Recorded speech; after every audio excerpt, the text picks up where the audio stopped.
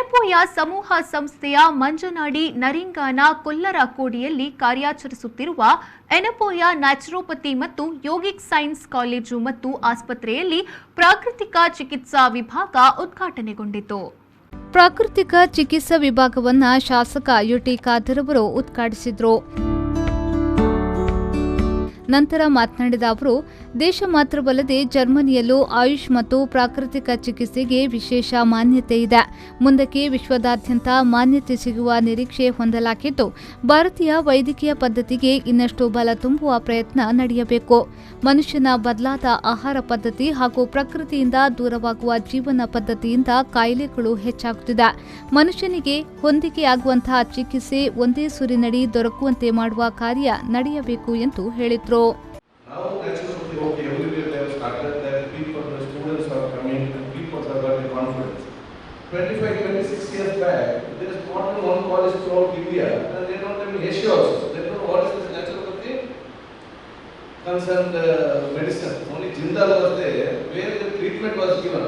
Jindal was started and then closed down the college. Treatment was there, but there was no, that was the way that type of practice and but new generation will come. They want to learn. They have a systematic recognition. There is no college, no syllabus at all. So 25-26 years back, they started this in Dharmasthal with such a confidence. And today, not only in India and Asia also, I think we will be the first.